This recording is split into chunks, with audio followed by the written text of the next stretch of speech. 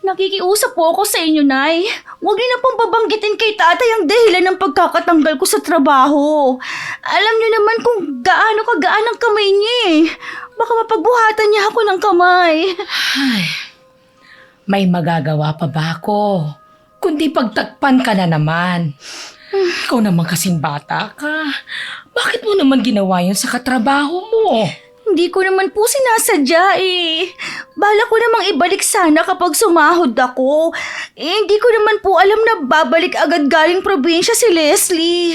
Bakit naman kasi hindi mo mapigilan yung paggasta mo? Pati tuloy pera ng ibang tao nagagastos mo. Anak, pinagkatiwalaan ka nung tao. Importante naman po yung pinaggamitan ko ng pera. Kahit na, hindi pa rin tama ang ginawa mo. Alam ko naman po yun eh. Humingi naman po ako ng pasensya, pero mas gusto pa niyang awayin ako. Hayan tuloy, pareho kami nawala ng trabaho. Sa susunod, magtanda ka na ha. Baka mamaya, hindi lang yan ang mangyari sa'yo. Baka sa susunod, makulong ka na o mas malala pa. Opo, Nay. Hindi ko na po uulitin ang ginawa ko. Ilang beses ko na yang narinig sa'yo, anak. Pero lagi pa rin kitang papaalalahanan. Baka dumating kasi ang araw, may taong magalit sa'yo dahil sa maling ginagawa mo at mas matindi ang ibalik sa'yo. Hindi lagi masagana ang buhay. Ang pagiging gastador pwedeng maging dahilan ng paghihirap sa hinaharap. Sa kagustuhang mabili ang gusto, kahit pera ng iba nagagawang gastusin. Minsan pwede ito maging dahilan ng alitan na mauuwi sa paggante sa maling paraan. Magandang araw, Miss Gwen. Tawagin niyo na lamang po ako sa pangalang Maan. 35 na po ang edad sa kasalukuyan. May pamilya at kasalukuyang naninirahan dito sa Rojas City. Gusto ko pong magbahagi ng hindi malilimutang karanasan sa inyo. Magsisimula po ang kwento ko noong taong 2015, kung saan ako nakaranas ng matinding pagsubok na akala ko hindi ko malalampasan. Gusto ko pong ibahagi ang aking karanasan para makapagbigay ng aral sa mga kapwa ko taga-subaybay sa inyong channel. Sana po mapili ang aking kwento. Pero bago po tayo magpatuloy sa ating kwento, huwag kalimutang mag-subscribe sa channel na ito, i-like ang video at mag-comment sa ibaba. Malaking tulong po ang inyong suporta para maipagpatuloy namin ang pagbabahagi ng mga kwentong kapupulutan ng aral. Panoorin niyo po ito hanggang dulo. At ngayon, ituloy natin ang kwento. Totoo ba ang sinabi ng nanay mo na wala ka ng trabaho? Opo, Tay. Tapos na po ang kontrata ko. Why di ba 6 na buwan ang kontrata mo? Nakaka-4 na buwan ka pa lang naman ah. Dati pa po naririnig ko nang nalulugi ang kumpanya at magbabawas nga daw po ng mga tao para makabawas sa gastusin. Mga bago po ang mga tinanggal. Wala ka ba namang makukuha sa kumpanya nyo? Dapat bayaran kayo ng mga tinanggal. Wala po, Tay. Kundi huling sweldo lang po. Buo ko naman pong nakuha. Ay paano? Plano mo ba ulit mag-apply? Opo, Tay. Naghahanap na naman na po ako. Ay habang wala ka pang trabaho, tulungan mo muna nanay mo sa pagtitinda ng mga gulay doon sa pwesto niya. Iyon nga po ang sabi ni Inay. Ilang taon na rin mula nang magtrabaho ka. Parang minamalas ka yata. Dahil tumatagal ka lang ng ilang buwan. Hindi lang po siguro ako swerte. May naiipon ka naman siguro kahit paano. Hindi ka naman nagbibigay dito sa bahay. Wala nga po eh. Maliit lang naman po ang sahod ko. Baka naman hanggang ngayon magastos ka pa rin. Kung ano-anong binibili kahit hindi naman kailangan. Mga importante naman po ang binibili ko. Tsaka dalaga naman po ako. Kaya natural lang na maging magastos. Dapat matuto ka pa rin maging responsable sa paggastos. Paano kung magkakaroon ng emergency? Saan ka huhugot kung wala ka namang naitatabi kahit isang kusing? Huwag mo sabihin na sa amin ka pa rin tatakbo. Kapag po nagkatrabaho ulit ako, mag-iipon na ako. Dapat noon mo pa yung ginawa eh. Hindi pa naman po huli ang lahat eh. Oo naman. Basta huwag mong kalilimutan ang mga sinasabi namin sa'yo ng nanay mo. Opo, Tay. Sadyang minamalas yata ako. Dahil halos 1 buwan na ako naghahanap ng trabaho, hanggang ngayon wala pa rin akong nakukuha. Ang hirap pa naman kapag walang pera. Hindi makagala at hindi rin makabili ng mga gusto. Kahit pang milk tea, kailangan ko pang hingin kay inay. Kapalit ng konting binibigay sa akin ni inay, tinutulungan ko siya sa pagtitinda niya. Humingi na nga rin ako ng tulong sa mga kaibigan at kakilala. Pero wala din silang alam na bakanting trabaho na pwede kong applyan. Tuwing nag-iisa ako, parang ume-echo sa tenga ko ang sinabi ng katrabaho ko. Mamalasin nga daw ako at mahihirapan ako sa paghahanap ng trabaho dahil sa ginawa ko sa kanya. Tulala ka na naman dyan. Nawawala na po ako ng pag-asa na makakahanap pa ng trabaho. Para 1 buwan ka pa lang naman na walang trabaho. Huwag kang mainip. Makakahanap ka rin. Mabuti pa yung nakaaway ko eh. May trabaho na raw ngayon, sabi ng kasamahan namin. Nagtatanong-tanong nga rin ako sa mga kakilala ko. Baka meron silang alam. Sasabihan na lang daw ako pag meron. Ang babaeng yun yata ang nagbigay sa akin ng kamalasan eh. Huwag mong sabihin yan. Walang taong malas. Naaalala ko kasi ang sinabi niya eh. Sinabi niya lang yon, dala ng galit. Ay kanina, may nakita akong karatula sa may bigasan. Nangangailangan ng tindera. Baka gusto mong subukang mag-apply. Magkano lang po ang sahod ng tindera ngayon? Sobra-sobra pa sa oras ang pinapasok. Pwede mo naman yung pagtiyagaan habang hindi ka pa nakakahanap ng trabaho na gusto mo. Dito na lang po ako sa pwesto niyo. Ay, anak, mukhang marami na tayong benta. Paubos na ang mga gulay natin. Marami pong binili yung isang ale. Naku, salamat naman. At malaki ang maiuuwi kong pera. Akin na yung mga lagayan. Nay. Oh, bakit ito lang ang pinagbentahan natin? Akala ko ba'y pinakyaw ng suki natin yung mga gulay? Ano to? Iyon nga po, gusto kong sabihin sa inyo eh. Hiniram ko po muna. May kailangan lang po akong bilhin eh. Anak naman. Ano na naman ba ang kailangan mong bilhin, ha? Basta na, importante yun. Paano mong maibabalik yun? Wala kang ang trabaho. Hindi ka makasagot, ano? Alam mo naman na konti lang ang tinutubo ko sa pagtitinda ng gulay. Kukunin mo pa ba naman yun? Huwag po kayo mag-alala, Nay. Ibabalik ko rin. Ano ang ipang bibili ko ng paninda bukas, ha? Abet? Manghiram muna kayo sa kakilala ninyo. Manghiram? Ay, pambihira ka talagang bata ka. Imbis na wala akong utang, magkakaroon dahil sa'yo. Maiwan ko na po muna kayo, Nay. May kailangan lang po kasi akong puntahan ngayon eh. Sa bahay na lang tayo magkita. Maan! Sandali lang! Talagang batang yun, oo. Nilayasan na ako pagkatapos na makuha ang benta ko. May nakita kasi kong binibenta na magandang bag online. Second hand pero branded. Maayos pa naman ang itsura at magandang pamporma. Kapag may trabaho na ako, pwede ko ring pang araw-araw. Siguradong pagtitinginan ako. Sa paghahanap lang naman ng trabaho ako malas, pero hindi sa ibang bagay. Ang inay naman nanlulumo na umuwi na lang ng bahay. Nadatnan pa niya ang aking ama. Nakararating lang galing sa pagsama sa bayaw sa pangingisda sa laot. Matumal ba ang benta ngayon?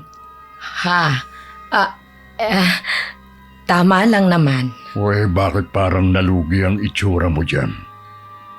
Jong, baka meron kang pera dyan. baka pwede mo muna akong pahiramin. Saan mo namang gagamitin? Pandadagdag ko lang sa puhunan ko. Hindi ba nung nakaraan lang, humingi ka na sa akin? Kung nalulugi ka lang, mabuti pa huwag ka nang magtinda. Pero paano naman ang mga gastusin natin dito sa bahay? Ay, ako nang bahala. Kesa naman sa napapagastos ka pa. Gusto ko rin naman kasing makatulong sa'yo. Kala ko pa naman magiging maayos ang pagtitinda mo dahil kasama mo si Maan. Nasaan nga pala siya? Bakit hindi mo kasama? Maaga siyang umalis sa pwesto kanina. Baka maghahanap ng trabaho. Sana naman makahanap na siya ng trabaho. Alam ko naiinip na rin siya. Hindi naman siya tumitigil sa paghahanap. Dapat lang. Dahil hindi ko naman kayang suportahan ang mga luho ng anak mo. Nakita mo na ba ang loob ng silid niya? Kung ano-ano mga gamit na binibili na tingin ko naman, hindi niya kailangan. Jong, dalaga ang anak natin. Kaya mahilig din sa mga gamit. Pero dapat matuto din siyang mag-ipon. Hindi yung gastos siya ng gastos. Bakit hindi niya gayahin yung mga kapatid niya? Pinagsasabihan ko rin naman ang anak mo. Matagal na siyang nakatapos. Pero ni minsan hindi man lang niya tayo naabutan. Ang iba nating anak, bago lumagay sa tahimik, tumulong muna sa atin at hanggang ngayon mga nag-aabot pa rin. Ikaw namang tao ka. Hindi mo kailangang ikumpara ang mga anak natin sa isa't isa. Magkakaiba naman sila ng personalidad. Bukod tanging si Maan lang ang naiiba sa kanilang magkakapatid. Huwag kang magsasalita ng ganyan. Kapag nandito siya, baka magtampo yun sa'yo. Ang tanda na niya magtatampo pa siya. Bakit? Ikaw, ha? Matanda ka na din naman na. Bakit nagtatampo ka pa rin? Wala yan sa edad. Mabuti na lang, meron ako nahihingan ng pera ngayon kahit wala akong trabaho. Pero kailangan ko na rin makahanap sa lalong madaling panahon. Baka makahalata na si Itay. Nawala na halos na iuwing kita ang inay nang dahil sa akin. Nang sumunod na araw, hindi na ako sumama kay inay. Maaga akong lumabas para maghanap ng trabaho. Namimiss ko na rin kasi ang buhay ko dati. Na lahat nabibili dahil sumasahod ako. Yun nga lang daig ko pang may balat sa puwet. Dahil hindi pa rin ako nakakahanap. Parang magiging tindera na lang yata ako habang buhay. Pagdating sa bahay, nadatnan ko si inay na nagluluto. Maan, anak. Kumusta ang paghahanap mo ng trabaho? Wala pa rin po akong nahahanap Sasamahan ko na lang po kayo sa pagtitinda ninyo. Anak, hindi na nga pala ako magtitinda sa palengke. Bakit naman po? Paano kasi wala na akong pampuhunan pa. Naubos na sa kahihingi mo. At ayaw na rin akong bigyan ng tatay mo ng pampuhunan. Paano yan, Nay? Hindi naman po ako makakahingi kay tatay ng pera Huwag ka na sanang maging mapili pa sa trabaho, anak. Ayoko naman po kasi yung mababa ang sahod. Baka kulang pa yun sa mga pangangailangan ko. Kahit pansamantala lang naman. Sige po. Kahit ano papasukin ko basta legal. Pasensya ka na, anak, ha. Sana maintindihan mo ko. Naiintindihan ko naman po kayo.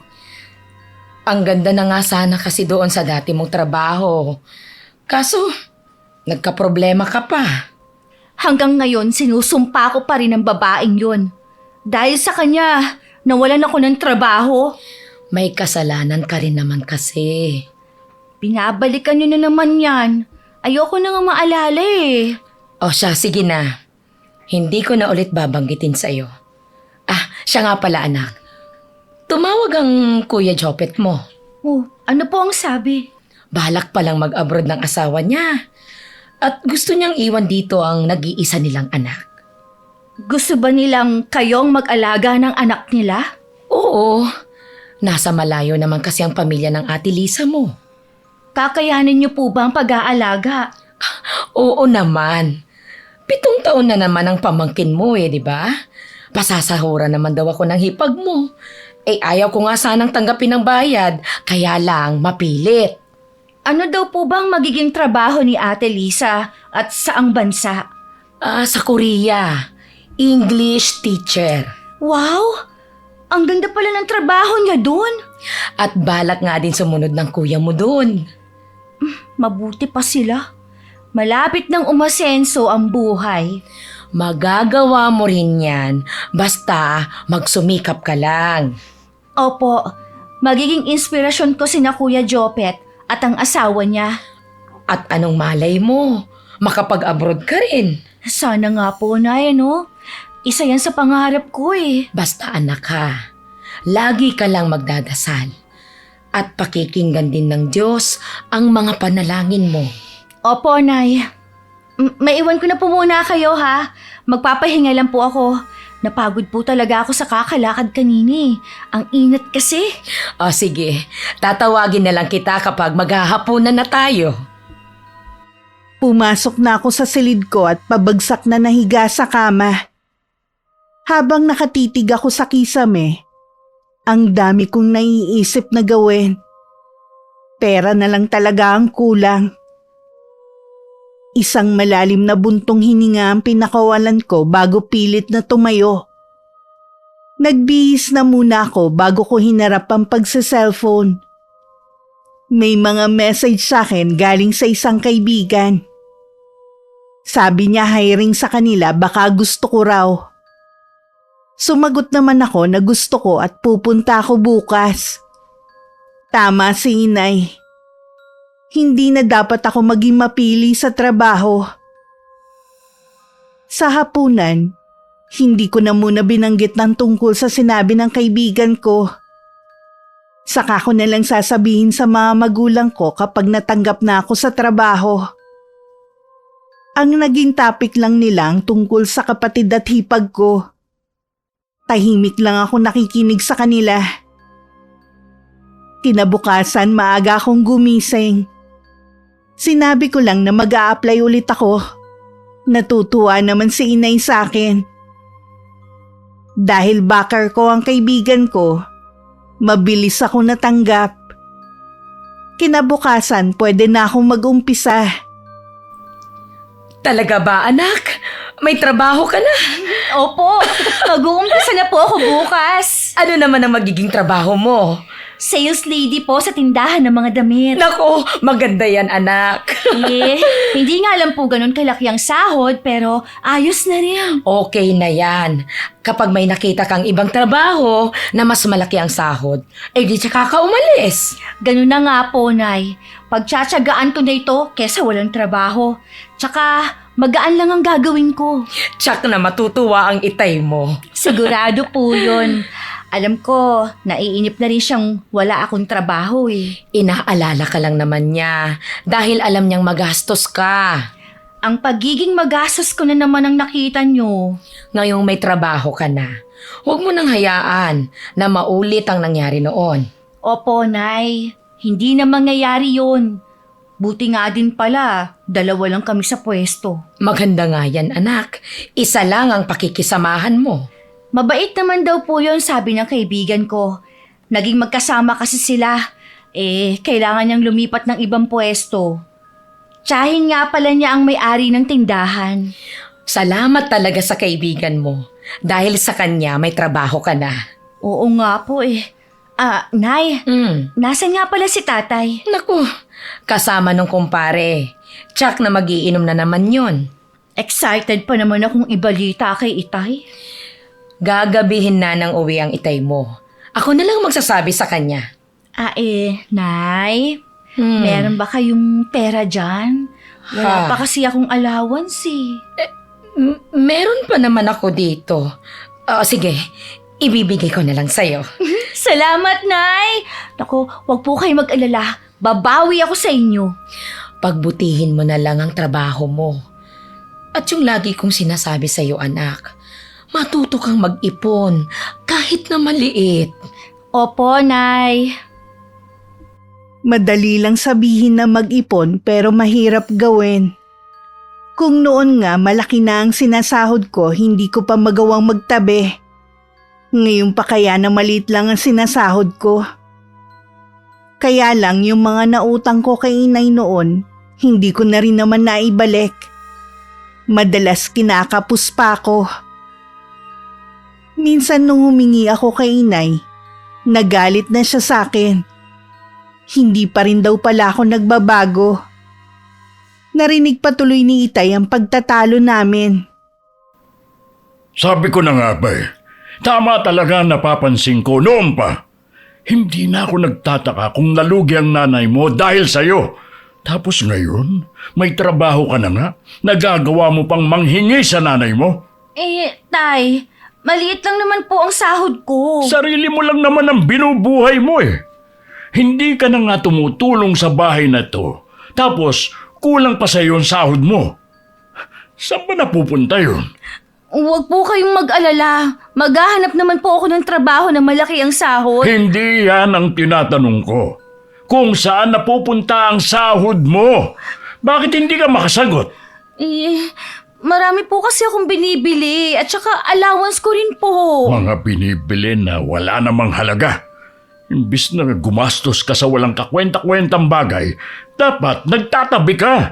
Paano nga po makakapagtabi kung maliit ang sahod? Puro ka naman kasi dahilan pagdating sa pag-iipon. Noon pa, ayaw mo nang makinig sa amin. Para din naman sa'yo sinasabi namin. Tama na nga po, Tay. Para na kayong sirang plaka na paulit-ulit na lang ang sinasabi ninyo sa akin Bakit ba ikaw pa ang galit kapag pinagsasabihan ka? Memoryado ko na po kasing lahat ng mga sinasabi ninyo. Yun naman pala Bakit hindi ka nagtatanda? Sige na, para matapos na lang to. Susundin ko na kayo. Dapat no mo pa kami sinunod. Tingnan mo nga yung mga kapatid mo. Kahit may mga pamilya na, maayos ang buhay. Kahit kailan, hindi man lang lumapit sa amin ng nanay mo para humingi ng tulong. Tama na nga yung pag-uusap ninyong mag-ama. Lumalayo na kayo sa totoong isyo. Ito kasing anak mo sumusobra na. Jong! Nananahimik lang ako dati dahil akala ko magbabago. Lagi naman kasing mali ang nakikita ninyo sa akin Maan! Huwag ka nang sumagot. Ang mabuti pa, pumasok ka na muna sa kwarto mo. Sige na. Mabuti pa nga po. Ikaw naman kasi, Tessie. Kinukonsinti mo lagi ang batang yan, kaya hindi natututo. Ayoko lang kasing maramdaman niya na wala siyang kakampi. Tignan mo tuloy. Aminado naman ako. Aminado akong kasalanan ko. Nung gabing yun, hindi ako sumabay sa hapunan. Nagdahilan na lang ako na busog pa. Hindi naman ako pinilit ni inay na sumabay. Nagbili na lang siya na kumain ako kapag nagutom ako. Ilang araw din akong kumibo-dili sa kanila. Hindi na rin naulit na humingi ako ng pera kay inay. Sa iba na lang ako lumalapit. Kahit nung sabihan nila ako na sumama para ihatid ang hipag ko sa airport, hindi rin ako sumama. Paghahatid nga nito, sa bahay na namin tumuloy ang kuya ko at ang anak niya. Maiwan ko na muna kayo. Lilinisin ko lang itong si Kayla ha. Sige po, Nay. Mabuti hindi matagal ang pag-iyak ng apo ko kanina. Matagal na nga po naming sinasabi sa anak namin ang planong pag-alis ng kanyang ina. Pinaiintindi rin namin na para yun sa kinabukasan niya. Ikaw, kailan mo balak sumunod sa asawa mo? Baka po abutin pa ng ilang buwan. May inaasikaso pa po kasi ko Nakakaawa man ang batang maiwan. Pero para sa kapakanan naman niya ang iniisip niyong mag-asawa. Wala naman po kaming balak na magtagal doon, lalo na si Lisa. Gusto lang po naming makaipon talaga. Hindi po kasi namin yun magagawa kung nandito lang kami. Oo nga, tama ka. Tsaka sabi mo nga, tumutulong pa ang asawa mo sa pamilya niya. Opo, hindi na po kasi makapaghanap buhay ang ama niya dahil may sakit. Mabuti na lang at may trabaho kayo pareho. Tay, maiba ako. Kumusta po si Maan? Mukhang busy lagi Okay lang kaya na dumito kami? Oo naman. May trabaho kasi siya kaya laging abala. Nagbago na ba siya sa pagiging gastador niya? Hindi pa rin. Masama pa nga siguro ang loob sa akin dahil napagsabihan ko nung isang araw. Bakit niyo naman po siya napagsabihan? Paano naman, may trabaho na nga. Narinig ko pang nanghihingi ng pera sa nanay niyo. Lagi na pala niya yung ginagawa. Dapat nakokontrol niya ang sarili niya. Baka makagawa siya ng isang bagay na pagsisihan niya bandang huli. Ayun na nga. Pero minamasama pa niya sinasabi ko. Sige po, kakausapin ko rin po siya sa mga susunod na araw. Mabuti pa nga anak. Baka sa'yo makinig siya. Anong oras po ba siya umuwi? Siguradong gabi na uwi nun. Hindi ko alam kung anong oras talagang labas niya sa trabaho dahil paiba-iba nga. Mula rin nung pinagsabihan ko, hindi na siya sumasabay sa amin sa hapunan. Mukhang sumama po talaga ang loob niya sa inyo. Wala akong pakialam kung habang buhay pa sumama ang loob niya sa akin. Anak ko lang siya at para din sa kanya ang sinasabi ko.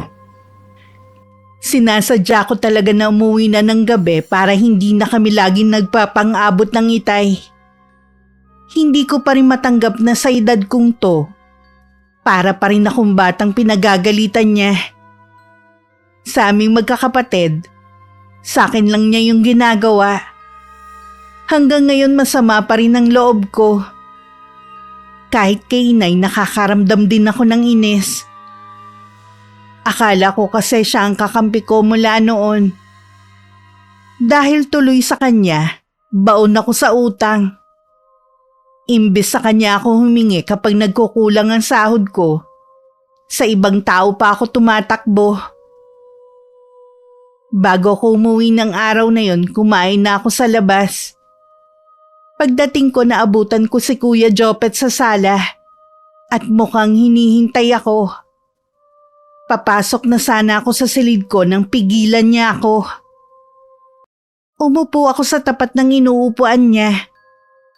Gusto ko rin naman kasi siyang kamustahin. Ganitong oras ba talaga ang labas mo sa trabaho? Kanina pa ako lumabas ng trabaho. Kumain pa kasi ako para magpapahinga na lang ako pag uwi. Huwag mong sanayin na umuwi ng ganitong oras. Alam mo naman ang panahon ngayon. Delikado na lalo't babae ka. Alam ko naman kung paano ingatan ang sarili ko. Kahit na. Tsaka, mas mabuti kung dito ka na lang sa bahay kumakain. Mas makakatipid ka. Kaya nga nagtatrabaho ako para mabili at makain ang gusto ko. At isa pa, madalas kasing gulay at isda lang ang niluluto ni inay. Nakakasawa na rin kasi.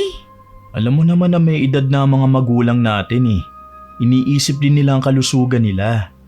Kaya nga ako na lang ang gumagawa ng paraan para makain kung gusto ko. Oh, nakakaipon ka ba naman? Maliit lang ang sahod ko. Paano ako makakaipon? Subukan mong magtabi kahit konti. Hindi naman porke maliit lang ang sahod mo, hindi ka na pwedeng mag-ipon. Madali lang sabihin yan kasi wala ka sa kalagayan ko. Ako rin naman naranasan ko na maliit lang ang sahod ko noon. Pero sinikap ko na magtabi kahit maliit na halaga. Huwag mo sanang mamasamain ang sinasabi ko sa'yo ha. Siguro, nagsumbong sa'yo ang itay. Napagkwentuhan ka lang namin. Tsaka, nagtaka ako kung bakit hindi ka sumama sa amin sa paghatid kay Lisa. Matanong ko lang pala, dito na talaga kayo titira sa bahay? Oo, kanina inilipat ko na ang mga gamit namin. Sana ayos lang sa'yo. Oo naman. Tsaka, hindi ko naman bahay ito para magdesisyon kung sino ang dapat na tumira. Gusto ko lang namang malaman ang saloobin mo sa pagtira namin dito. Wala namang problema sa akin eh. Gusto ko nga yun para may kakampi ako kapag pinapagalitan ako ng itay. Kapag mali ka, hindi kita kukonsintihin. Alam ko naman yun. Basta, lagi ka lang nandyan para na rin akong may kakampi. Sige na, magpahinga ka na. Alam ko, pagod ka rin sa maghapong trabaho. Bukas na lang ulit tayo magkwentuhan. Nang mapag-isa, napagtanto ko na tama si Kuya Jopet. Mas makakatipid ako kung sa bahay na lang ako kakain. Lalo na ngayon na baon ako sa utang. Ilang araw ko na rin pinag-iisipan kung paano ko mababayaran ng mga yon. Minsan gusto kong pagsisihan. Pero tuwing nakikita ko naman kung saan napupunta ang inutang ko, nakakaramdam naman ako ng saya.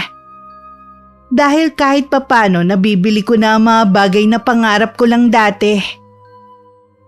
Nang mga sumunod na araw, tinatadtad na ako ng chat ng mga taong pinagkakautangan ko. Halos wala na nga matira sa sahod ko para mabawasan ang utang ko. Minsan pag uwi ko, narinig ko na nagpadala na ang hipag ko kay kuya. Noon ko lang naalala, halos 2 buwan na rin pala siyang nasa abroad. Biglang may ideya na pumasok sa akin. Tsinempohan ko na mag-isa lang si Kuya Jopet bago ko siya kinausap. Uutang ka ng pera?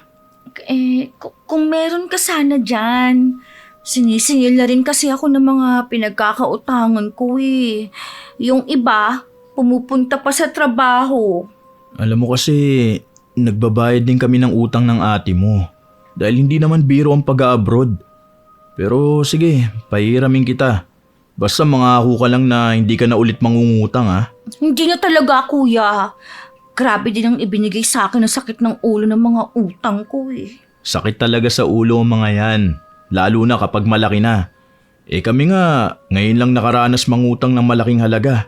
Sumasakit na ang ulo namin kahit hindi naman kami sinisingil.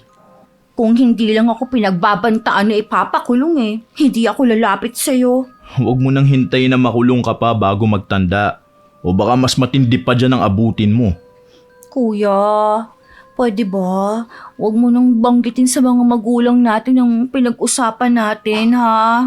Oo, huwag kang mag-alala. Wala akong sasabihin sa kanila. Salamat, kuya, ha? Babayaran din kita kapag nakaluwag-luwag ako. Huwag mo na munang isipin kung paano ka makakabayad sa akin.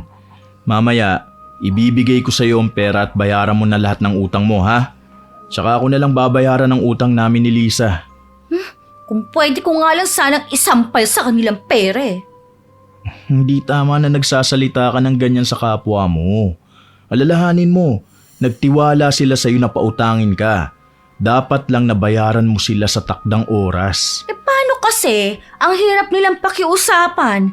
Babayaran ko rin naman sila eh. Isipin mo na lang ha. Kung ikaw nga nahihirapan na walang binubuhay, sila pa kaya? Lawakan mo lagi ang pangunawa mo. Hindi pwedeng ikaw na lang lagi ang iintindihin nila. Oo na. Hindi na rin naman ako uulit na lumapit sa kanila eh. Para hindi ka na makaabala sa kanila, pagkasyahin mo na lang ang sahod mo sa sarili mo. Sa baba ng sahod ko, hindi talaga kasya. Gusto ko na nga ng ibang trabaho. Di bale, magtatanong ako sa mga kakilala ko kung may alam silang pwede mong applyan. Malaking tulong yan sa akin, kuya. Yung mga kaibigan ko kasi, hindi ko na maasahan. Kung ganun, hindi sila tunay na mga kaibigan. Hindi na kasi ako makasabay sa kanila eh. Yan ang mga taong dapat mong iwasan. Dapat pumili ka ng mga kaibigan na maiimpluwensyahan ka sa mabuti. Iilan na nga lang ang mga kaibigan ko ngayon. Matagal na akong iniwasan ng iba. Ay nako, wag mo silang panghinayangan. May mga taong darating pa sa buhay mo. Siya nga pala, may boyfriend ka ba ngayon? Wala, kuya. Mula nung maghiwalay kami ni Sian, hindi na muna ako tumanggap ng manliligaw. Ay bata ka pa naman eh. Huwag ka muna magmadali. Mag-enjoy ka muna sa buhay. Kapag kasi nagkaroon ka ng karelasyon, lagi mong iisipin na sa pag-aasawa na kayo tutuloy. Alam ko naman yun, kuya. At hindi pa ako handa sa ganyang responsibilidad. Mas gusto ko pa rin ng ganitong buhay. Nakikita ko naman na masaya ang mga kapatid ko sa buhay may asawa nila. Pero hindi pa rin may kakaila na nahihirapan din sila. Alam ko na kapag may anak na, marami na dapat isakripisyo para sa sarili. Yun ang hindi ko kaya. Kung sakali man na mag-aasawa ako, gusto ko pa rin mabili ang mga gusto ko. Kaya sa tingin ko hindi pa ako handa. Maliban na lang kung mayaman na mapapangasawa ko at may bibigay ang mga kailangan ko. Nung gabing yon, ibinigay na ni Kuya ang perang hinihiram ko. Hindi ako makapaniwala na makakahawak ako ng ganong kalaking halaga. Kasabay nun, nakaramdam din ako ng panghihinayang. Dahil ibabayad ko lang yun sa mga utang ko. Pwede ko na sana yung pambili ng bagong cellphone. Inilagay ko na lang yun sa bag at tinawagan ng taong pinagkakautangan ko. Para sabihin na babayaran ko na siya bukas. Nakita kita. Inabutan mo ng pera ang kapatid mo kagabi. Humiram ba siya sa'yo? Opo, Nay. Nakakaawa naman kasi na hindi ko pahiramin. Ang laki na ng utang niya at tinatakot na siya ng pinagkakautangan niya. Sana naman. Nagtanong ka muna sa akin bago mo siya pinautang. Baka mamaya kasi hindi niya yun ipambayad at matukso na naman siya na gastusin. Ganun na po ba kalala ang pagiging gastador ni Maan? Oo. Siya nga ang dahilan kung bakit huminto ako sa pagtitinda ng gulay sa palengke. Sa kanya lang kasi nauubos ang benta ko. Kaya din siya nawalan ng trabaho dahil nagastos niya ang pera ng katrabaho niya. At marami pa siyang mga ginagawa na hindi ko lang sinasabi sa tatay ninyo.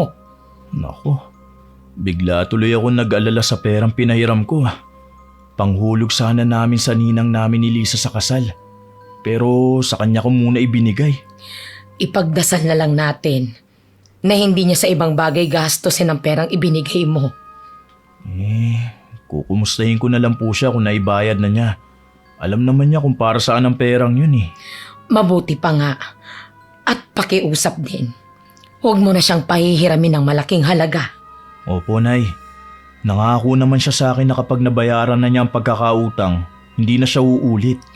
Sinisisi ko rin ang sarili ko kung bakit lumala ng ganyan ang kapatid mo. Tama ang tatay ninyo.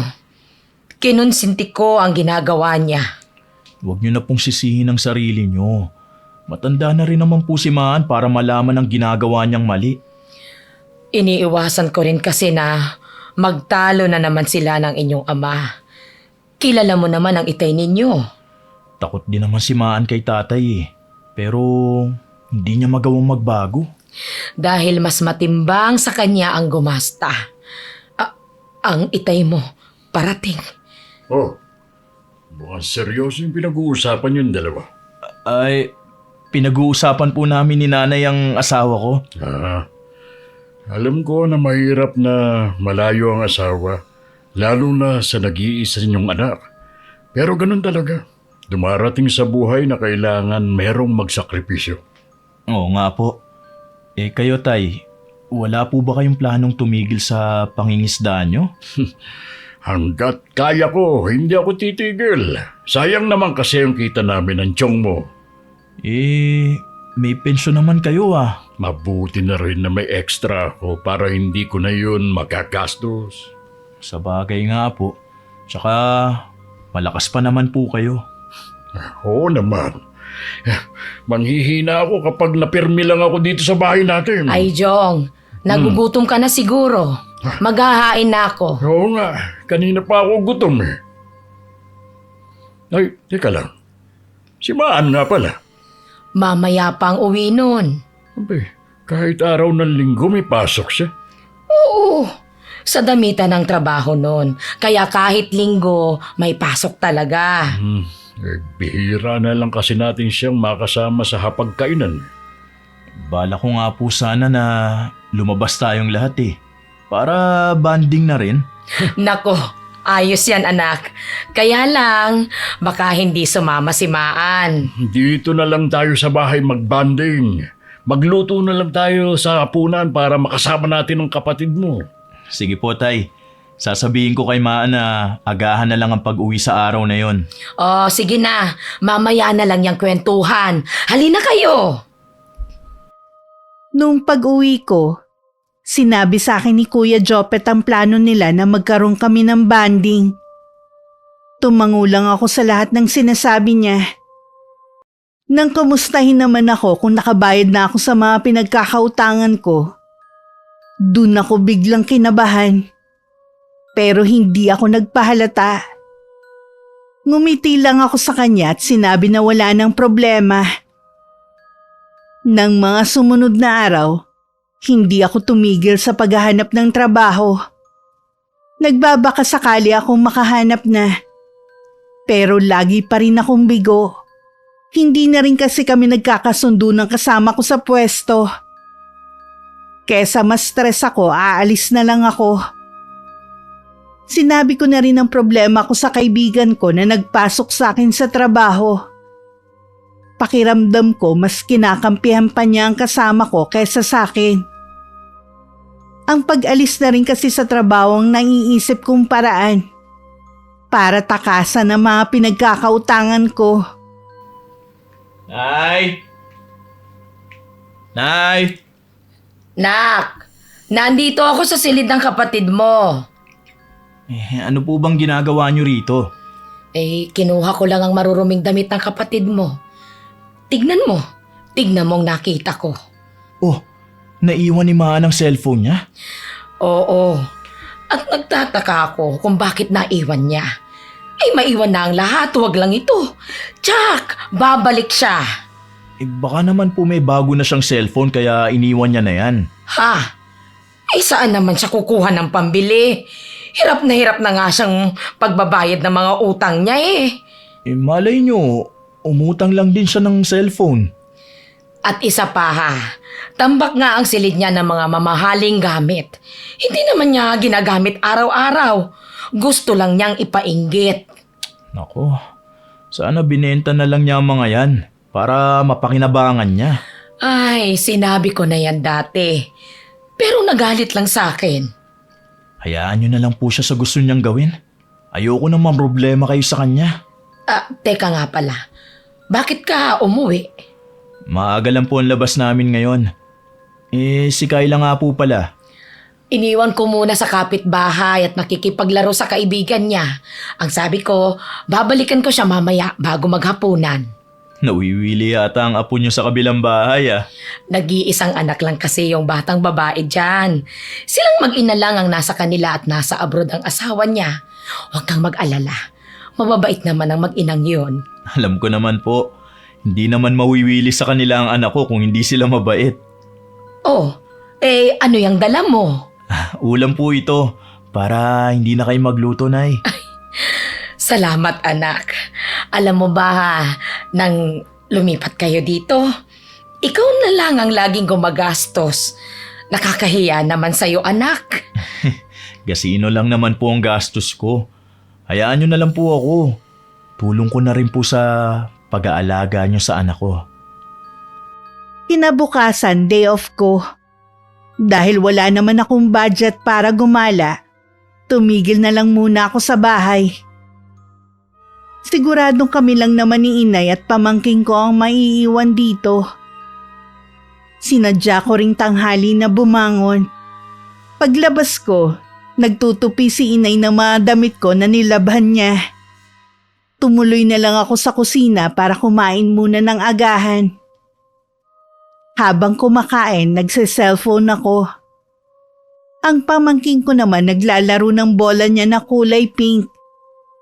Nang makarating sa kusina, dun siya sa malapit ko naglaro.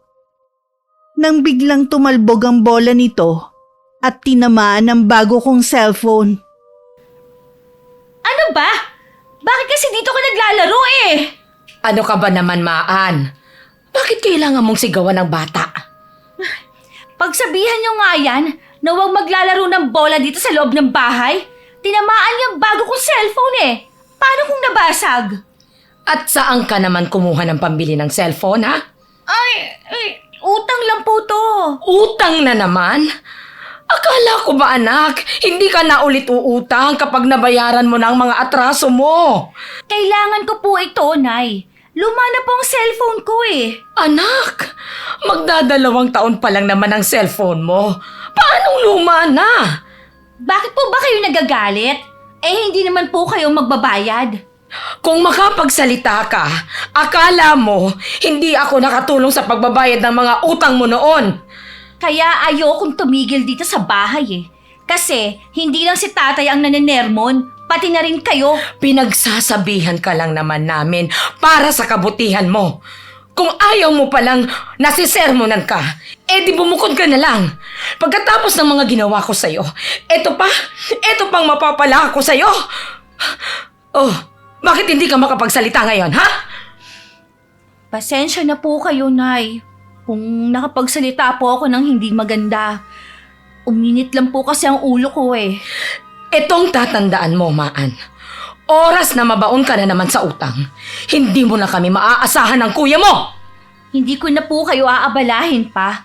Tsaka, wala na po akong utang kahit kanino.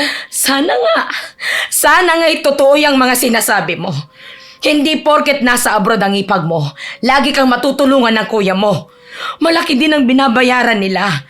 Inuna ka lang niya dahil naaawa siya sa'yo. Alam ko naman po yun. Sinabi naman niya ni Kuya. At huwag mo na ring masigaw-sigawan ng apo ko. Baka yung ugali mo na yan ang maglayo sa'yo sa kuya mo. Hindi ko naman po sinasadya na masigawan ng bata. Nabigla lang din naman po ako eh. Hindi ka naman talaga magiliw sa mga bata. Ilang buwan na ba dito ang pamangkin mo, ha? Hindi mo man lang pinapansin. Para kang walang nakikita. Alam niyo naman pala na hindi ako mahilig sa bata. O, ano bang inaasahan ninyo? Naalagaan ko siya? Ayan! Sarili mo lang talaga ang iniisip mo. Wala kang pakialam sa iba. Nay naman, bakit ba ang drama niyo? Sinasabi ko lang kung anong nararamdaman ko. Dahil baka dumating ang araw, mawala na rin ang pakialam sa'yo ng mga taong nasa paligid mo. Halika na po. Lumabas muna tayo. May bibilin lang ako sa tindahan.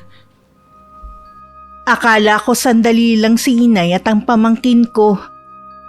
Pero inabot na ng hapon, wala pa sila.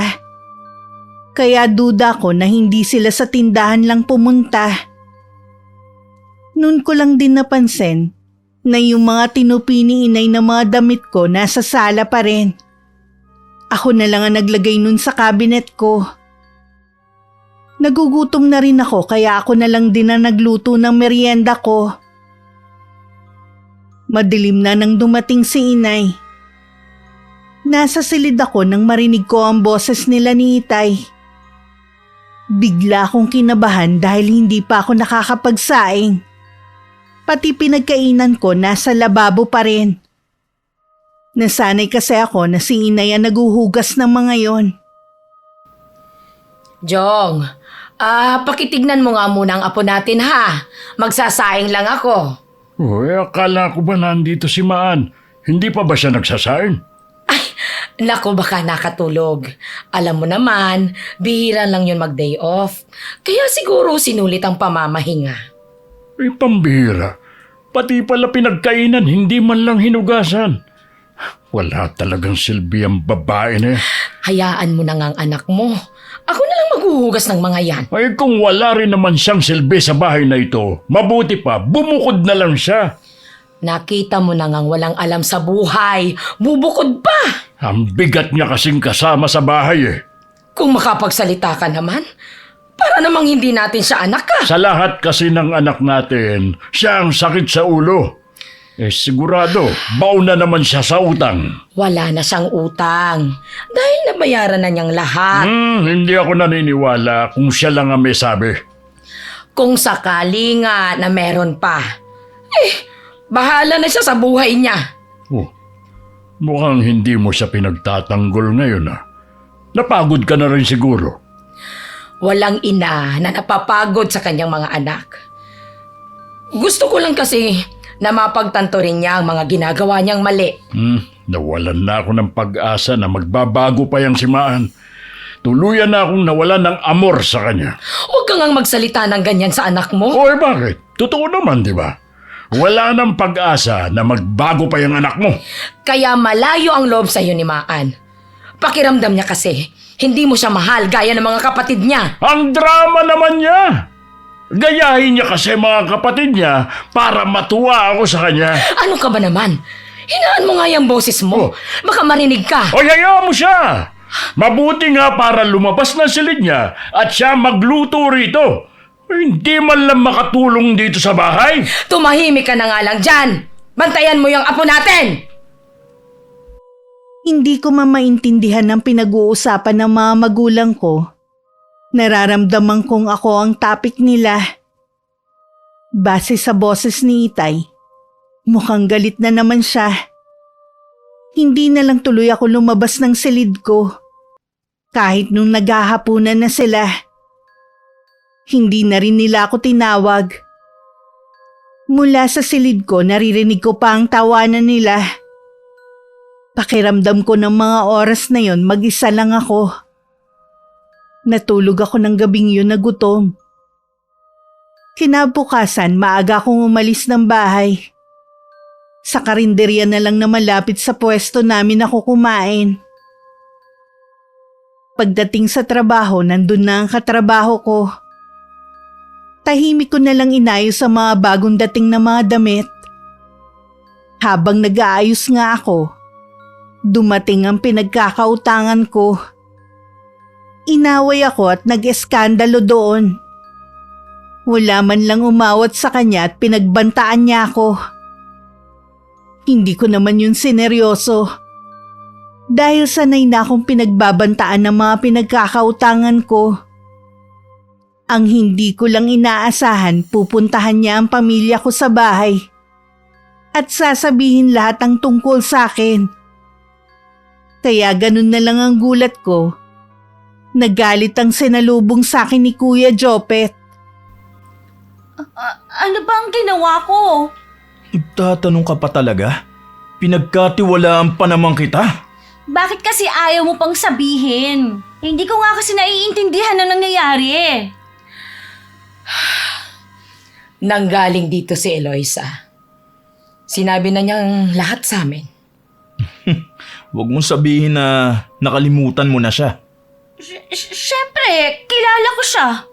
Ibinigay ko sa iyo ang perang padala ng asawa ko para lang makabayad ka sa mga pinagkakautangan mo. Pero anong ginawa mo? Hindi mo pa rin binayaran yung tao. Saan mo dinala ang perang binigay ko sa iyo? Binayad ko nga sa utang. Sinungaling! Kung totoo yan, di sana matagal ka ng bayad sa mga utang mo. Marami kasi akong utang eh. Malakas ang hinala ako na ang perang binigay ko sa iyo. Pinambili mo ng bagong cellphone. Hindi yan totoo, kuya. Huwag ka na nga magsinungaling, Maan. Lalo mo lang dinadagdagan ng kasalanan mo eh. Tignan mo ang nangyari. Ang laki ng perwisyo na ginawa mo doon kay Eloisa. Nagtiwala siya na babayaran mo hanggang sa pinagtataguan mo na yung tao. Gagamitin sana niya ang pera na yon sa pagpapagamot ng anak niya. Nanggugulo na kasi siya, kaya naiinis na ako sa kanya. Babayaran ko naman siya eh. Gumagawa naman ako ng paraan. Paano ka pa makakabayad? Sa tingin mo kaya makakahiram ka pa sa akin, ha? Hindi naman ako ihiram sa'yo eh. Kung sa akala mo makakahiram ka sa mga kapatid natin, ni isa sa kanila, walang magpapahiram sa'yo. Kung hindi nila ako mapapahiram, edi wag. Sa iba na lang ako lalapit kaysa sa sarili kong pamilya. Ikaw pa may gana ngayong mangonsensya sa amin, ha? Alam nyo naman na kayo lang ang pamilya ko, tapos ayaw ninyo akong tulungan. Bahala ka na kung paano mo mababayaran ang utang mo.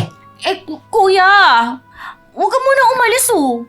Akala ko pa naman kakampi kita. Hindi porke kakampi mo ang kuya mo. Basta na lang siya maglalabas ng pera. Alam mo, meron din siyang pinaglalaanan ng pera nila. Nay, ano pong gagawin ko? Hindi ko alam. Hindi ko alam kung paano pa kita matutulungan ngayon. Gumawa naman po kayo ng paraan, Nay. Wala na po talaga akong matatakbuhan eh. Titignan ko kung ano ang magagawa ko. Gumawa ka rin ng paraan. Hindi yung maghihintay ka lang sa akin. Nag-iisip naman po ako ng solusyon. Sa totoo lang, iba ang pakiramdam ko sa Eloisa na yon. May laman ang pagbabanta niya.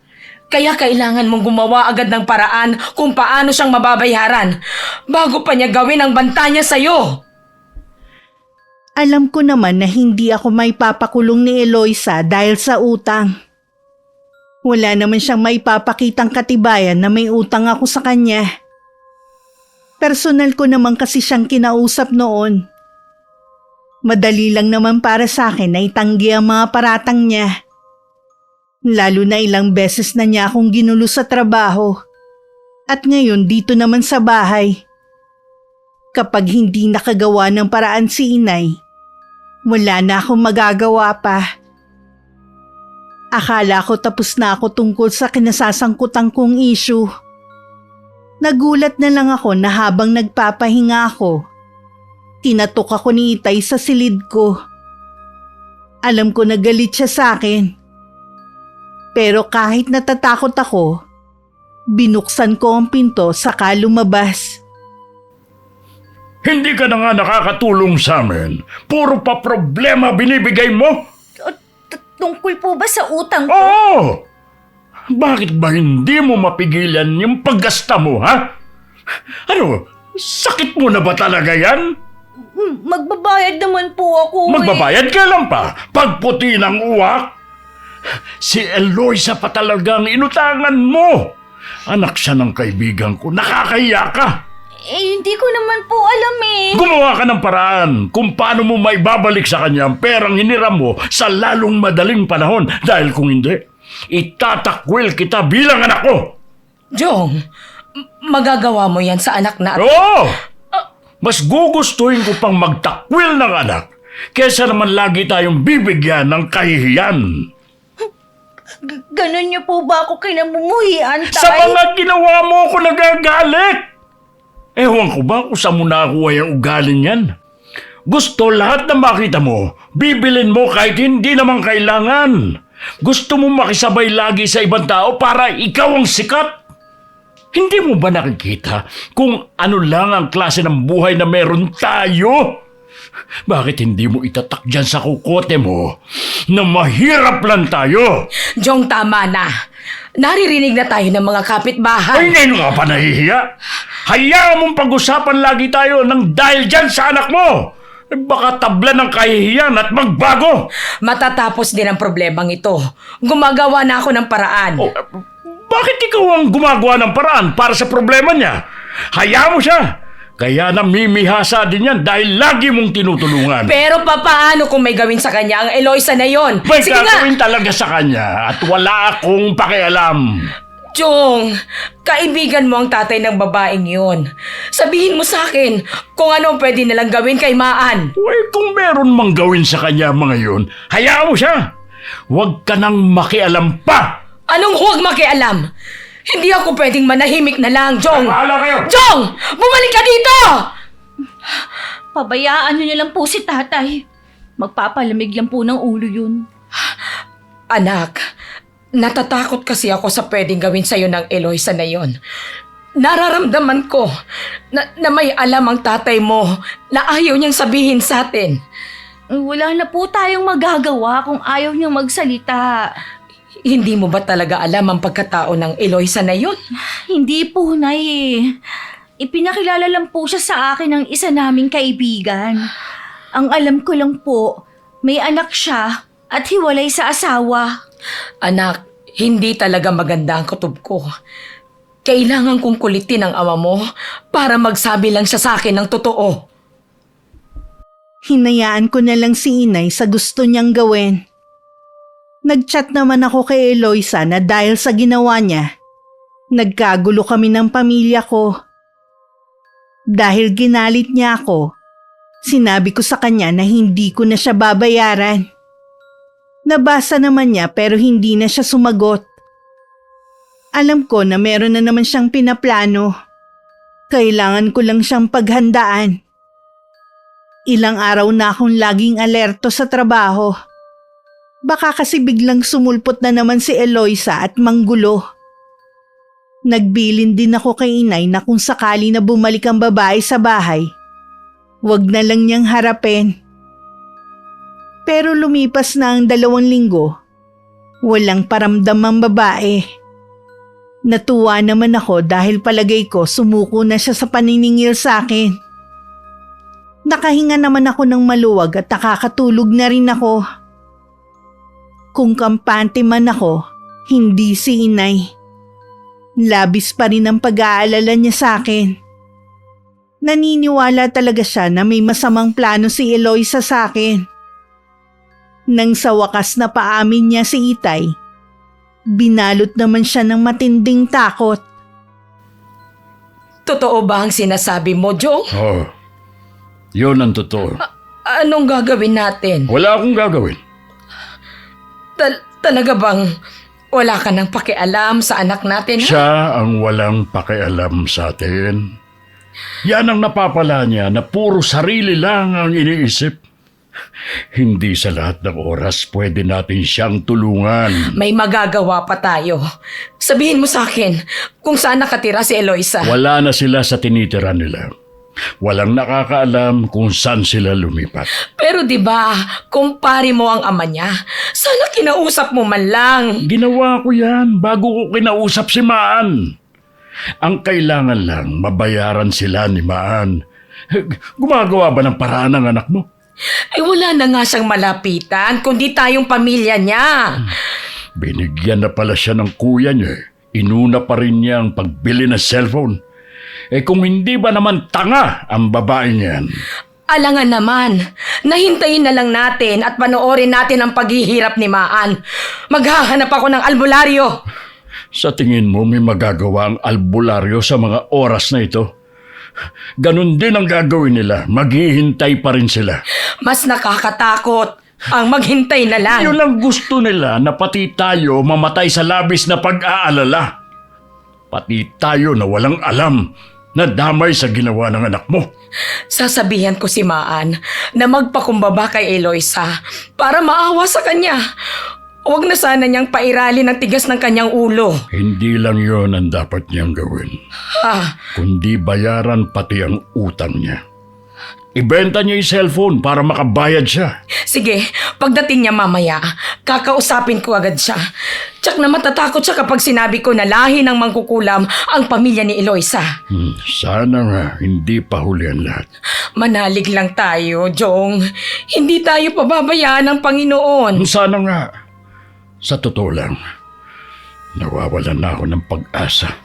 Ikaw pa naman ang lalaki, pero ikaw pa ang nawawalan ng pag-asa. Kulam ang kalaban natin. Mabagsik na kulam. Naiintindihan mo ba yun, ha? Kahit sila pang may pinakamabagsik na kulam, lalabanan ko sila. Hindi ako magiging tulad mo na duwag! Wala akong pakialam kung yan ang tingin mo sa akin. May kasalanan ka rin kung bakit lumala ang ugali ng anak mo. Di kayo maghanap ng solusyon sa problema ninyo. Basta ako, huwag niyo lang abalahin kahit kailan. Ilang araw ko nang napapansin na laging malalim ang iniisip ni Inay. Parati din niya akong tinatanong kung kumusta ako sa trabaho ko at kung meron daw ba akong nararamdaman na kakaiba. Sabi ko naman ayos lang ako at hindi na rin kako nang gugulo si Eloisa. Nararamdaman ko rin parang may gusto siyang sabihin sa akin pero hindi niya matuloy-tuloy. Naiisip ko na lang na nahihirapan din siya kung saan siya kukuha ng pambayad. Alam ko namang wala rin magagawa si Inay kundi lumapit kay Kuya Jopet na hanggang ngayon hindi ako kinikibo. Kung ako kayang tiisin ng kapatid ko, hindi si Inay. Kaya alam ko na mareresolba din ang problema ko. Ayos lang ba kayo, Nay? Oo naman, anak. Bakit mo na itanong? Baka po kasi nahihirapan na kayo sa pag-aalaga sa anak ko. Ayaw nyo lang sabihin. Walang problema sa anak mo. Napakabait at masunurin. Alam mo ba, mula nang dumating kayo dito sa bahay, ni minsan, hindi pa niya ako binigyan ng problema. Kung hindi pala ang anak ko, malamang si Maan na naman ang dahilan kung bakit para kayong problemado. Ano na naman po bang ginawa niya? Kakilala pala ng tatay mo ang tatay ni Eloisa. Talaga? Tignan nyo nga naman ang pagkakataon. Malamang nagalit ang itay kay Maan. Tiyak kasi na napahiya siya sa kaibigan niya.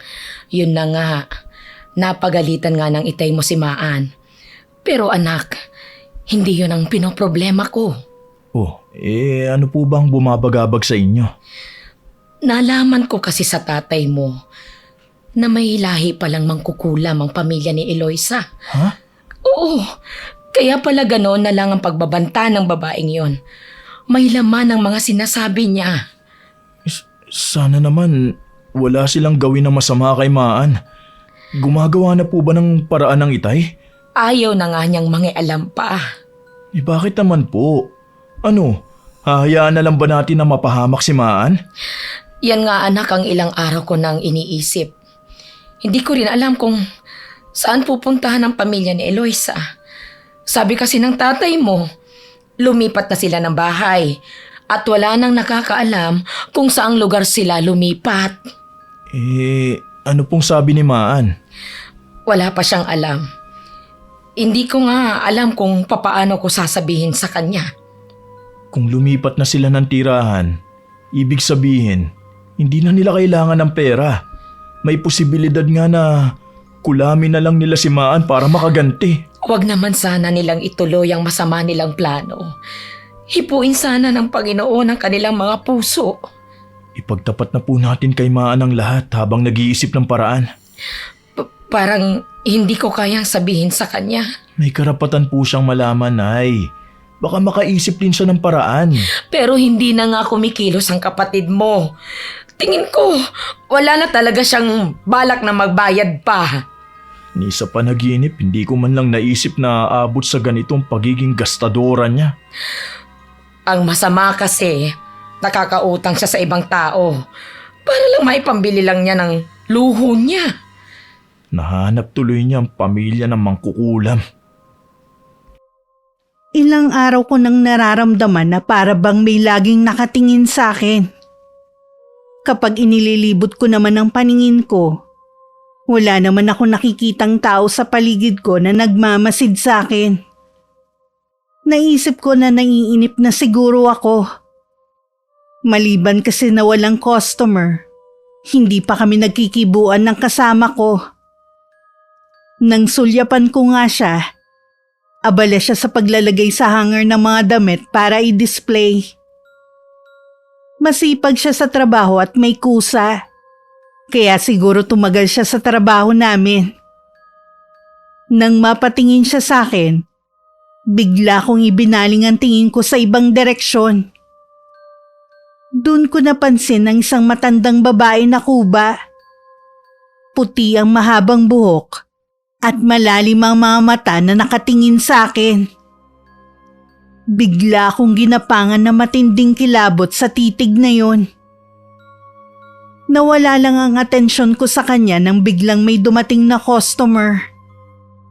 Pagtingin ko ulit sa direksyon ng matanda, wala na ito sa kinatatayuan nito. Maghapon tuloy na wala ako sa sarili. Pakiramdam ko rin pagod na pagod ako kahit wala naman akong ginawa sa trabaho. Pagdating ko ng bahay, gusto ko na sanang magpahinga. Pero nadatnan ko sa sala sina Kuya Jopet at Inay. Mukhang hinihintay nila ang pagdating ko. Kung maninermo na naman kayo, please lang ha, sa ibang araw na lang. Pagod ako maghapon sa trabaho. Ang gusto ko lang ngayon, magpahinga. May gusto lang kaming sabihin sa Inay. Makinig ka muna sana dahil tungkol to sa'yo. O sige, pero sandali lang ha, pagod talaga kasi ako eh. Nakakausap mo pa ba si Eloisa? Hindi na. Minsan nag-chat ako, hindi siya sumagot. Tingin ko, hindi na rin siya interesado na bayaran ko siya. Siguro, naisip niyang sapat na ang ginawa niyang panggugulo at pamamahiya sa akin. Mali ka. May ibang pinaplano si Eloisa. Anong ibig mong sabihin, kuya? Alam mo bang may lahing mangkukulam ang pamilya ni Eloisa? Ano? Totoo ba yan? Mismong tatay ninyo ang nagkumpirma sa akin. Bakit ngayon niyo lang sinabi? Ang dami ko patuloy binanggit na mga masasamang salita kay Eloisa. Lalo ko patuloy naggatungan ng galit niya sa akin eh. Bakit ba kasi anak hindi mo mapigilan yung sarili mo ha? Ikaw na nga itong may atraso sa tao eh. Nadala lang po ako ng galit ko sa ginawa niya. Kahit na. Sana, inintindi mo na lang dahil may kasalanan ka rin. Gumagawa naman siguro ng paraan ng itay, di ba? Kaibigan naman niya ang tatay ni Eloisa. Huwag na nating asahan ang itay mo. Ano po ang ibig ninyong sabihin, Nay? Basta, wag na natin siyang isali sa gulo na kinasangkutan mo. Kaya pala, lagi ninyo akong tinatanong kung may nararamdaman akong kakaiba. Maan, baka may mga kaibigan ka na pwede mong tawagan. Baka alam nila kung saan lumipat si Eloisa. Oo, isa-isa ko silang tatawagan ngayon. Sa silid ko na sila tatawagan. Sana makakuha ka ng impormasyon na makakatulong sa atin. Oo, sasabihin ko kaagad kayo. At sana anak, matapos na ang problema natin.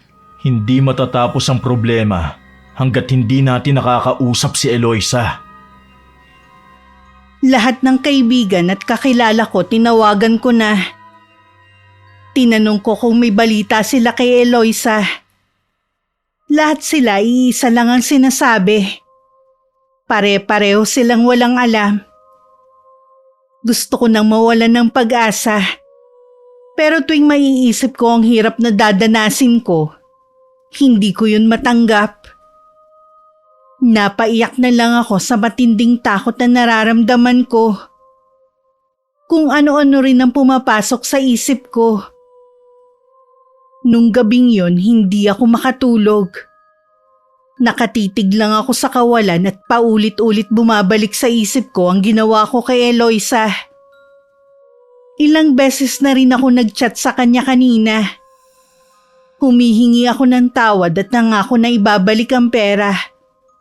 Pero hindi siya sumasagot kahit nabasa naman niya ang mga mensahe ko sa kanya. Kinabukasan kahit walang tulog, pumasok pa rin ako kahit pinipigilan ako ni Inay. Hindi nyo na lang sana siya pinayagan na pumasok sa trabaho, Nay. Naku anak, lalo lang daw siyang mag-iisip kung nandito lang siya sa bahay. Baka kahit sa trabaho mag-isip din siya ng kung ano-ano. Kung nandun siya sa trabaho niya, malilibang siya kahit na papaano. Sana nga. Ay, galing pala ako kanina sa albularyo. Oh, Tinanong ko lang kung may magagawa siyang paraan para pigilan ang kulam na nagbabadya kay Maan. Sabi niya, hanggat hindi daw umiepekto ang sumpa, wala siyang magagawa. Pero meron siyang ibinigay na pangontra. Kung sakali daw na hindi pa na isasagawa ang orasyon, pwede nitong kontrahin ang sumpa. Ngunit kung naumpisahan na raw, hindi na rin ito gagana pa. Nako. Sana may magawa pa itong pangontra na to. Sinubukan din daw ni Maan na mag-chat at makiusap kay Eloisa. Pero hindi daw sumasagot eh. Wag na siyang umasa pa. Napuno na rin kasi sa kanya si Eloisa eh. Hindi lang ako makapaniwala na nang dahil lang sa utang, magagawa niyang magpakulam. Sana man lang, maisip niyang meron din silang pinagsamahan ni Maan. Hindi lang po simpleng pangungutang ang pinag-ugatan ng lahat ng yun, kundi yung tiwalang nasira. Pinagkatiwalaan siya ni Eloisa dahil tinuring na siyang kaibigan. Hindi naman po mayaman yung tao eh. Hikahus din. Umaasa siyang ibabalik din niya dahil may paggagamitan siya. May anak din siyang nangangailangan. Kung ganon, wala talagang dapat nasisihin kundi si Maan. Paano pa kaya niya maitutuwid ang lahat kung ganitong kaparusahan ang naghihintay sa kanya? Manalig na lang tayo na may himalang mangyari, Nay. Mula nang malaman ko ang tungkol kay Eloisa, wala na akong tigil sa pagdarasal para sa kaligtasan ng kapatid mo. Teka. Hindi ko po yata nakikita ang itay. Yan, isa pa yung duwag na tatay mo. Imbis na gumawa ng paraan, mas gusto pa niyang pumalaot. Unawain na lang po natin siya, Nay. Alam ko nasasaktan din siya. Wala nga lang siyang magawa sa sitwasyon natin. Pero hindi dahilan yon para talikuran niya ang kanyang anak. Kapag umuwi po si Maan, huwag niyo na po siyang papasukin bukas. Mas ligtas po kung nandito lang siya sa loob ng bahay. Sige anak, hindi ko na siya papapasukin bukas. Sa trabaho, puro palpak ang nagagawa ko. Mali-mali ang mga sagot ko sa tanong ng customer. Mali ang pagsusukli minsan. Kaya ang ginawa ng kasama ko, siya na lang ang nagsusukli. Pakiramdam ko rin ng mga oras na yon, pagod na pagod ako. Maya-maya din ang tingin ko sa oras. Gusto ko nang umuwi sa amin para makapagpahinga na lang. Pakiramdam ko ang bagal ng oras. Nang sa wakas tapos na ang oras ng trabaho, mabilis ko nang kinuha ang bag ko. Nagpaalam ako sa kasama ko na siya na lang ang magsara ng pwesto. At masama talaga ang pakiramdam ko. Hindi naman na siya nagtanong pa.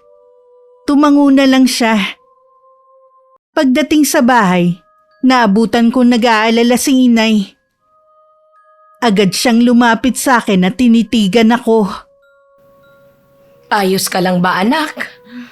Medyo nahihilo po ako. Siguro dahil wala akong maayos na tulog kagabi. Pero maliban doon, wala ka na bang ibang nararamdaman? Wala na po. Teka. Isuot mo ang pulseras na ito. Galing yan dun sa albularyo. Kung hindi pa daw sila nagsasagawa ng orasyon, kukontrahin niyan ang gagawin nila sa'yo. Sige po, Nay. Isusuot ko. Bakit napigtal? Ibig sabihin, nagsasagawa na sila ng orasyon, kaya wala nang bisa ang pulseras na yan. Nay, natatakot po ako. Anak, nandito lang ako. Pati ang kuya mo. Gumagawa na rin siya ng paraan kung paanong mahahanap si Eloisa. Ano ba kasi nagawa ko? Huwag mo nang sisihin ang sarili mo. Wala kang gagawin, kundi ang magdasal. Hindi ako tumitigil sa paghingi ng tawad kay Eloisa. Nababasa naman niya ang chat ko eh. Pero ayaw niya talagang sumagot. Naalala ko, ilang buwan din siyang nagmakaawa sa akin na ibalik ang pera. Dahil para sa anak niya yun. Pero hindi man lang ako nakinig. Ganun ang nangyayari sa akin ngayon. Ituloy mo lang ang ginagawa mong pananalangin. Maaawa din siya sa'yo. Sana nga po. Habang nag-uusap kami ni inay, biglang dumating naman si Itay. Sinulyapan lang niya ako bago tumuloy sa kusina na tanaw lang naman sa sala.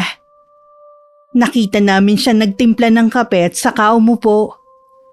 Lumapit naman ang inay sa kanya. Jong, umeepekto na ang sumpa kay Maan. Mukha pa namang maayos ang lagay niya. Pero napatid ang pulseras na pangontra na ibinigay ng albularyo. Kung ganon, magpatawag ka na ng albularyo. Yan lang po ba ang magiging reaksyon ninyo, Tay? Wala na ba talaga kayong pakialam sa akin? Ikaw ang gumawa ng problema mo. Kung nakinig ka lang sana noon, hindi aabot sa ganito. Hindi lang kami ang pinerwisyo mo, pati ibang tao. Kita mo kung ano nangyari. Nagsisisi naman na po ako sa ginawa ko. Huli na para magsisi ka pa. At ano ang gusto mo gawin ng anak natin, ha? Tanggapin na lang ang magiging kapalaran niya. Wala tayong gagawin. Ano ba sabi ko? Tumawag kayo ng albularyo. Mabuti pa, anak. Magpahinga ka na muna sa silid mo. Tawagin mo na lang ako kapag may kailangan ka. Sige po, Nay. At ikaw naman, Jong. Hindi kita mapapatawad sa oras na may masamang mangyari sa anak natin. Huwag mo nga akong masisisisi, ha? Kasalanan ng anak mo kung anong nangyayari sa kanya. Sinabi ko na sa'yo dati pa, huwag na huwag mo kong aabalahin pa. Umiyak na lang ako nang umiyak sa silid ko. Naisip kong tama si Itay. Kung noon pa sana ako nakinig sa kanila, hindi ako humaharap sa ganitong problema. Dahil siguro walang tulog at pagod na rin kaya nakatulog ako. Nagising na lang ako na parang may nakadagan sa dibdib ko. Hirap na rin akong makahinga. Wala ring boses na lumalabas sa bibig ko. Kaya hinila ko ang mga gamit ko sa lamesita malapit sa akin para makagawa ako ng ingay. Bigla namang pumasok si inay at ang kapatid ko. Binuksan nila ang ilaw at tumambad sa kanila ang kalagayan ko habang hawak ang dibdib at namumutla. Nay, hindi po ako makahinga. Anak, Jopet! Tawagin mo ang albularyo! Magmadali ka! Sige po, Nay. Pupuntahan ko na ang bahay ni Mang Donato. Ano pa bang nararamdaman mo, anak? Maupo ka muna, halika. Gusto mo bang ikuha kita ng tubig? Ayoko po, Nay. Huwag niyo lang po akong iwan at tatakot po ako. Anak, naninikip pa ba ang dibdib mo, ha? Hindi na po gano'n. Kanina, akala ko mapupugto ng hininga ko. Hindi naman talaga ako anak natutulog at pinapakiramdaman kita. Ano itong mga pulang marka sa balat mo? Hindi ko po alam. Kahapon, wala pa naman po yun eh. Ito na siguro ang marka ni Eloisa sa'yo. Anak, tatagan mo lang ang loob mo, ha? Huwag kang susuko. Kung sakali man, Nay, dahil di ko po ito malampasan, ingatan niyo pong sa sarili ninyo.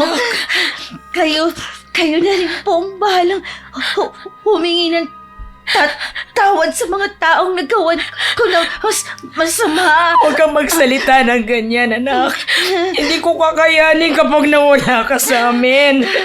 Alam ko na hindi na po ako mapapatawad ni Eloisa, Nay. Kailangan ko na lang po tanggapin ang gagawin niya. Kung pwede lang, sana. Ako na lang nasa kalagayan mo ngayon, anak. Handa akong makipagpalit sa'yo. Anak. Yung mga gamit na nandito sa silid ko. Kasama ang cellphone ko. Ibenta niyo po. Lahat yun. Para pakinabangan po ninyo. Patawarin niyo ako, Nay. Puro na lang po problema ang ibinigay ko.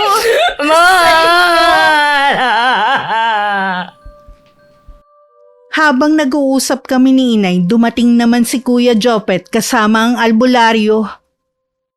Kilala ko ang matandang lalaki na magaling manggamot. At kahit sa ibang lugar, pinatatawag ito. Ang markang ito, hindi ko akalain na may isa pa sa kanilang pamilya ang nabubuhay.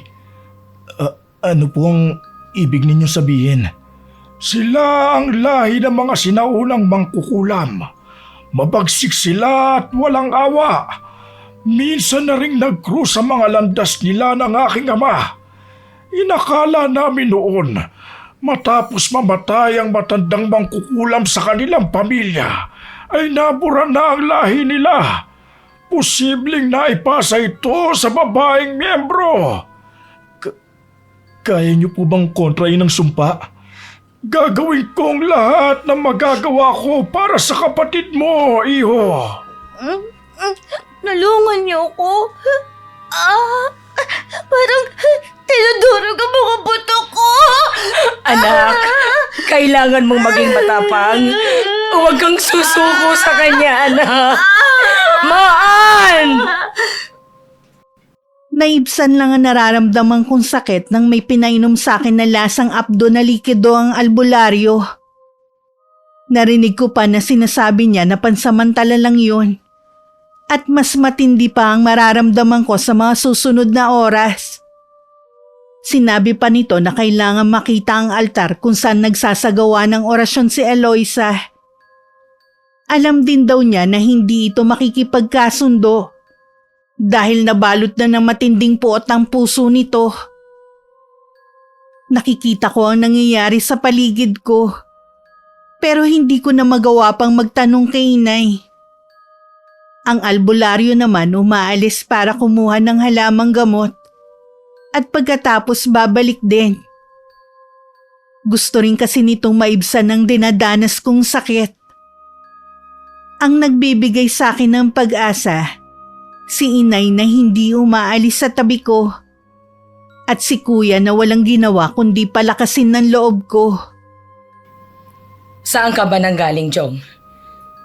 Ilang araw ka nang wala dito sa bahay. Hindi mo na tuloy alam na malala na ang kalagayan ng anak mo. Si Mahan? Sino pa ba? Ano? Wala ka pa rin bang pakialam? Kaya ilang araw akong wala. Hinahanap ko kung saan lumipat ang kaibigan ko na tatay ni Eloisa. Ano? Huwag ka mag-alala. Hindi ako titigil hanggat hindi ko sila nahanap. Akala ko talaga wala ka nang pakialam pa. Sana nga. Pero alam ko naman na aawayin niyo ko kung wala akong gagawin man lang. Alam ko na nagmamatigas ka lang sa harapan ng anak mo. Siguro ayaw mo magpakita sa kanya na nasasaktan ka rin sa nangyayari sa kanya.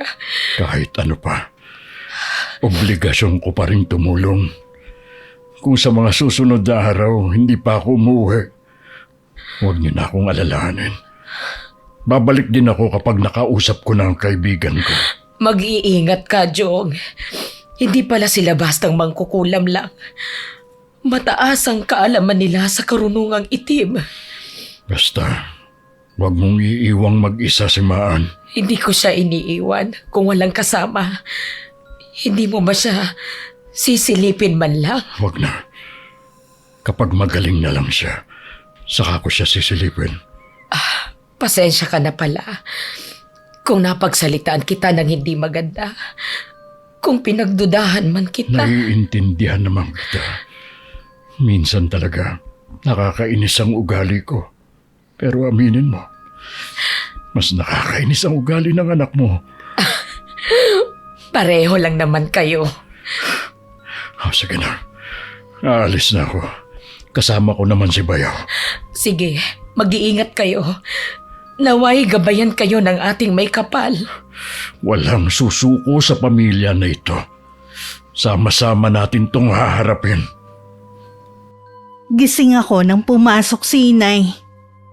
Agad siyang lumapit at hinawakan ng kamay ko na puno na ng sariwang sugat. Hinila ko yun hindi dahil nasasaktan ako, kundi nandidiri ako na ipahawak ang kamay ko. Buhay pa kasi ko, naaagnas na ang laman ko. Dumating ang itay ninyo. Hindi man lang niya ako pinuntahan. Nagmamadali kasi siya, anak. Alam mo ba, kaya pala ilang araw siyang wala. Hinanap niya ang nilipatan nila, Eloisa. Talaga po, Nay? Oo, anak. Nagkukunwari lang pala siyang walang pakialam. Alam mo naman ang itay ninyo. Ayaw nun na ipinapakita na nasasaktan siya. Akala ko, hindi niya ako mahal. Walang magulang na hindi nagmamahal sa mga anak. Tandaan mo yan. Iba nga lang ang paraan ng itay mo ng pagpapakita ng pagmamahal sa inyong mga anak niya. Sana, makita na niya ang bahay ni na Eloisa. Hindi rin ako tumitigil sa pag-chat-chat sa kanya. Ipinapadala ko rin sa kanya ang mga litrato ko ngayon para makita niyang nagdurusa na ako. Kung ito lang ang paraan para mabawasan kahit kaunti ang galit niya sa akin. May awa ang Diyos. Pakikinggan din niya ang mga dasal natin. Ilang araw na wala pa rin pagbabago ang kalagayan ko. Hirap na rin akong makalunok ng pagkain kahit lugaw. Pakiramdam ko kasi pati lalamunan ko meron na ring sugat. Dahil mahapde kapag lumulunok ako. Pinipilit ko na lang din na uminom ng tubig dahil uhaw na uhaw ako lagi. Malimit na rin ako natutulog. Ang nakakapagtaka lang, naririnig ko pa rin ang nangyayari sa paligid ko. Gaya ng mga oras na yon. Nasa tabi ko lang sina Inay at Kuya Jopet nang pumasok si Itay sa silid ko. Alam ko na kung saan nakatira si na Eloisa. Nakausap ko na rin ang kaibigan ko. Oh, anong nangyari? Matigas si Eloisa. Ha? Wala na tayong magagawa pa. Jong! Kailangan pong masira ang altar na ginagamit ni Eloisa. Wala na ang altar dahil tapos na ang orasyon. Diyos ko. Hihintayin na lang po ba natin ang kamatayan ni Maan? Sinabi ko na ako na lang ang magbabayad kapalit ni Maan pero hindi siya pumayag. Ano ko, Ma? Wala akong kwentang kapatid. Wala man lang akong nagawa para matulungan si Maan. Huwag mong sisihin ang sarili mo. Sadyang matigas ang ulo ni Eloisa. Hindi ko kaya na makita na unti-unting nawawala sa atin si Maan. Oh, saan ka pupunta? Kahit saan. Basta malayo dito sa bahay. Anak, Jobet, huwag kang umalis. Kailangan tayo dito ng kapatid mo. Patawad po, Nay. Hindi ko po talaga kaya. Hayaan mo na lang siya. Babantayan natin hanggang sa huling sandali si Maan. Ilang sandali muna ang pinalipas ko bago ako nagmulat ng mga mata. Nakatayo si Itay sa tabi ng bintana habang nakatanaw sa malayo.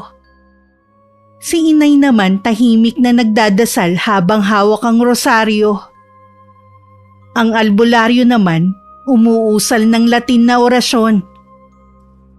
Marahil hanggang sa huli, pilit pa rin niyang nilalabanan ng sumpa sa akin. Ipipikit ko na sana ang mga mata ko sa huling sandali nang tumunog ang cellphone ko. Nasa tabi ko lang yun. Kahit nanghihina na, binasa ko pa rin ang chat sa akin. Galing yun kay Eloisa. Sabi niya pinapatawad na niya ako.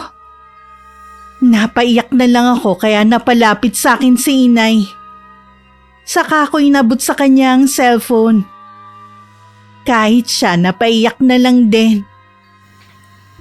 Jong, pinapatawad na ni Eloisa ang anak natin. Salamat sa Diyos. Maraming salamat po, Diyos ko. Napakabuti po ninyo sa amin. Anak, gagaling ka na.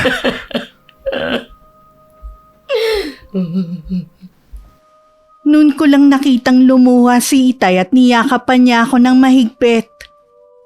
Nang gabing yun, gumaling ako at parang nagdahilan lang ako. Sa isang iglap na wala ang mga sugat ko. Lumakas din ako at sumigla. Labis-labis ang pasasalamat ko sa Panginoon. Dahil alam ko na siya ang humipo sa puso ni Eloisa. Pagkatapos ng ilang araw, pinuntahan ulit ni Itay ang bahay ni na Eloisa. Ang kaibigan lang niya ang naabutan niya. Sa kanya na lang ibinigay ang bayad sa pagkakautang ko. Sa chat na lang din kami nagkapatawaran ni Eloisa. Ayaw sana niyang tanggapin ang perang ibinabayad ko dahil sa ginawa niya. Pero ako ang mapilit. Ibinenta ko na rin lahat ng bagay na sa tingin ko hindi ko kailangan. Pinili ko na rin na mamuhay ng simple at iwasang mainggit sa iba.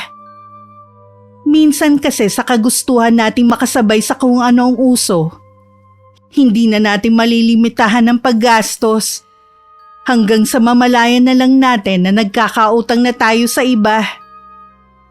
Hindi porke may nagpapautang sa atin marami na silang pera. Minsan dahil may tiwala lang sila sa atin at nakikisama. Huwag natin sirain ang tiwala ng mga taong nagpapautang sa atin. Dahil minsan, nagiging mitsa pa yun ng pagganti. Gaya ng nangyari sa akin. Sa kasalukuyan, masaya ako namumuhay kasama ng pamilya ko at mga anak. Hanggang dito na lang po ang aking sulat, Miss Gwen. Sana nakapagbigay ako ng aral at inspirasyon na rin sa mga kapwa ko taga-subaybay sa inyong channel. Maraming salamat po sa pagkakataon na maibahagi ang aking karanasan. Mabuhay po ang inyong channel. Wakas. Maraming salamat sa pakikinig mga solid abangers. Kung nagustuhan ninyo ang kwentong ito, suportahan nyo ang channel sa pamamagitan ng pag-like, pag-comment at pag-subscribe. Huwag din kalimutang mag-subscribe sa channel ni Ingkong Ikalawang Yugto at sa channel ni Kuya Louie na special guest natin ngayon. Hanggang sa susunod, God bless. Hindi laging masagana ang buhay. Ang pagiging Nang kamustahin naman ako kung nakabayad na ako sa Nang kumustahin naman ako Habang wala ka pang trabaho, tulungan mo naman pinipilit ko na lang ding uminom ng tubig dahil Hello, how are you? I am under the water. Gusto mo makisabay lagi sa ibang tao, pero para